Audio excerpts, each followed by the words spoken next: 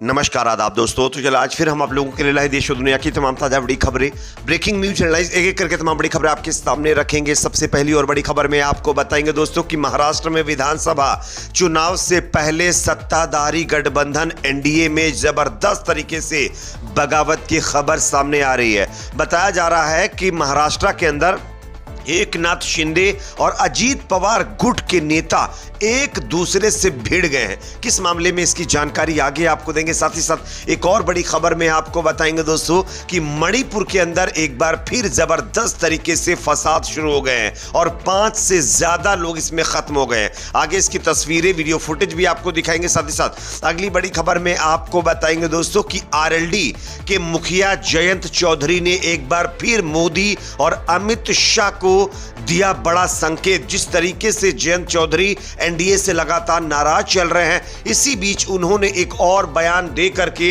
BJP को tension में डाल दिया है। दरअसल क्या इन्होंने कहा है यह भी आपको बताएंगे। साथ ही साथ एक और बड़ी खबर दोस्तों सामने आ रही गुजरात के राजकोट से, जहां पर बीजेपी के नेता ने एक छात्रा के साथ हैवानियत की है। किस तरीके से, आगे इसकी तस्वीरें और वीडियो इसके भी हम आपको दिखाएंगे। साथ ही साथ एक और बड़ी खबर सामने आ रही है दोस्तों, उत्तर प्रदेश के अंदर विधानसभा चुनाव से पहले बीजेपी में जबरदस्त खींचतान शुरू हो गई है। बताया जा रहा है कि अयोध्या में होने वाले उपचुनाव से पहले भाजपा की आंतरिक कलह सामने आई है। यहां पर सांसद अपने ही नेताओं से, मुखियाओं से नाराज नजर आए। आगे इसकी तस्वीरें भी दिखाएंगे। साथ ही साथ एक और बड़ी खबर दोस्तों आ रही है, हरियाणा विधानसभा चुनाव से पहले विनेश फोगाट ने कांग्रेस का जिस तरीके से दामन थामा था, उसके बाद खबर आ रही है कि विनेश फोगाट अब विधानसभा का चुनाव नहीं लड़ पाएंगी। इसके पीछे की जो वजह सामने निकल कर आई ये भी आपको बताएंगे। साथ ही साथ अगली बड़ी खबर में आपको बताएंगे दोस्तों कि गाजा से बड़ी खबर है, जहां पर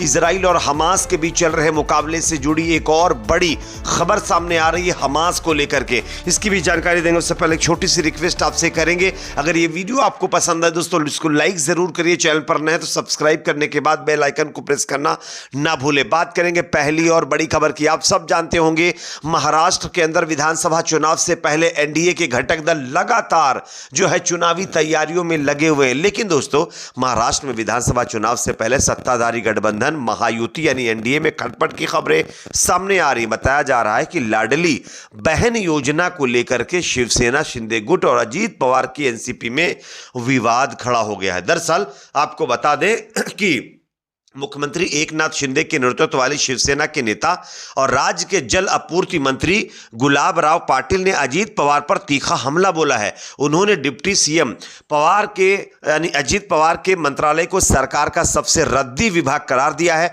वहीं शिवसेना के ही एक और मंत्री शंभुराज देसाई ने अजीत पवार पर आरोप लगाया है कि उन्होंने लाडली बहन योजना को हाईजैक कर लिया है। इसके साथ ही शिवसेना के मंत्री तानाजी सावंत ने भी अजीत पवार की एनसीपी पर विवादित बयान दिया है। उन्होंने कहा है कि कैबिनेट की बैठक के दौरान एनसीपी नेताओं के बगल में बैठने मात्र से ही मुझे उल्टी आने लगती है। यानी कि जिस एनडीए के घटक दल यानी अजीत पवार के गुट को लेकर के पहले बीजेपी और शिंदे गुट काफी उत्सुक थे और ये कह रहे थे कि इनके साथ आने के बाद हमारी पार्टी, हमारा जो गठबंधन वो मजबूत होगा, वहीं अब शिवसेना यानी एकनाथ शिंदे गुट के नेता बता रहे हैं कि अजीत पवार के नेताओं के पास और बगल में बैठने से उनको उल्टी आती है। ये अपने आप में दर्शाता है कि एनडीए के अंदर महाराष्ट्र के अंदर किस तरीके की खींचतान चल रही है। अगला अपडेट जो कि यहां पर सामने आ रहा है दोस्तों मणिपुर से, जहां पर एक बार फिर फसाद शुरू हो गए हैं। शुक्रवार और शनिवार को मणिपुर में इस कदर फसाद हुए कि 5 से ज्यादा लोग खत्म हो गए। स्क्रीन पर आप खबर देख सकते हैं। सूत्रों के मुताबिक इंडिया रिजर्व बटालियन की पोस्ट पर भी यहां पर हमला किया गया है। यहां से 2 असॉल्ट राइफलें और एक लाइट मशीन गन का हथियार भी लूटे गए हैं। जानकारी के मुताबिक पूर्वोत्तर राज्य मणिपुर में पिछले साल मैतेई और कुकी समुदाय के बीच शुरू हुई जातीय हिंसा अब उग्र रूप ले रही है। इस बीच कुकी समुदाय की तरफ से ड्रोन हमले ने एक बार फिर राज्य में स्थिति को तनावपूर्ण बना दिया है। सूत्रों ने बताया कि मणिपुर के सेनजाम चिरांग में सोमवार 2 सितंबर को एक और ड्रोन बम हमले में 23 वर्षीय महिला गंभीर रूप से घायल हो गई है।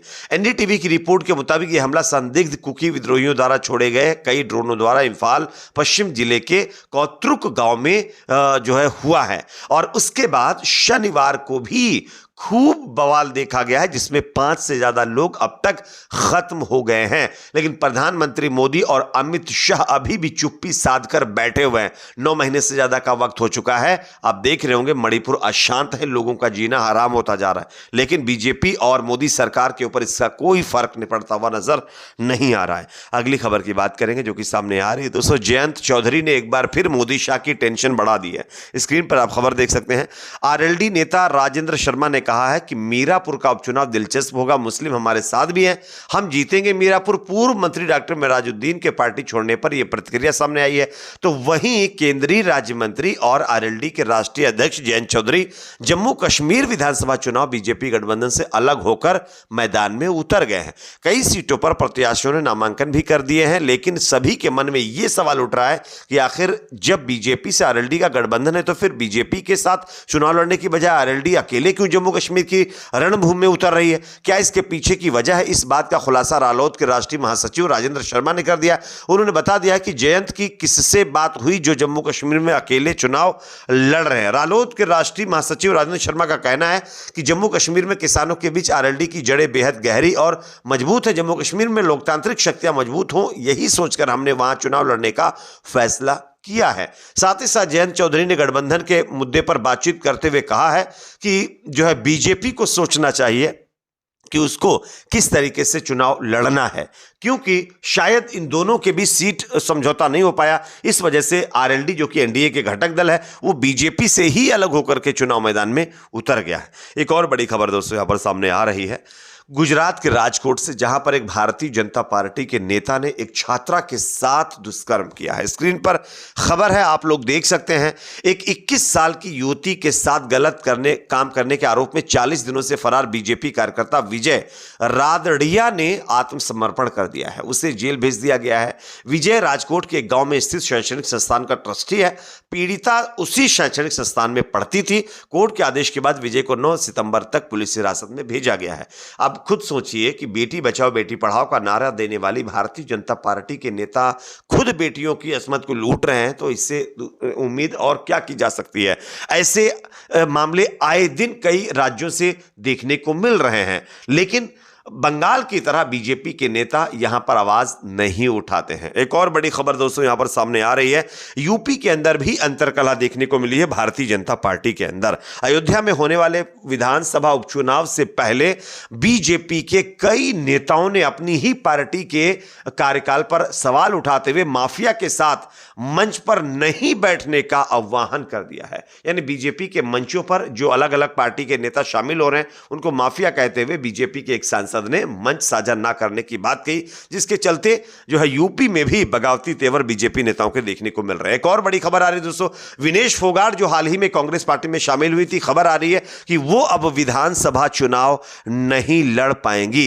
इसके पीछे की हालांकि एग्जैक्ट वजह तो नहीं पता चली है, लेकिन हां यहां पर कुछ दांव पे जरूर फंसाने की कोशिश की जा रही है। साथ ही साथ एक और बड़ी खबर सामने आ रही है दोस्तों, senior Hamas official Gaza strike में इजराइल के हाथों मारे गए, ऐसी खबर भी सामने आ रही है। इस पर आप लोगों की क्या राय कमेंट सेक्शन में बताइए। वीडियो को लाइक शेयर, चैनल को सब्सक्राइब जरूर करें।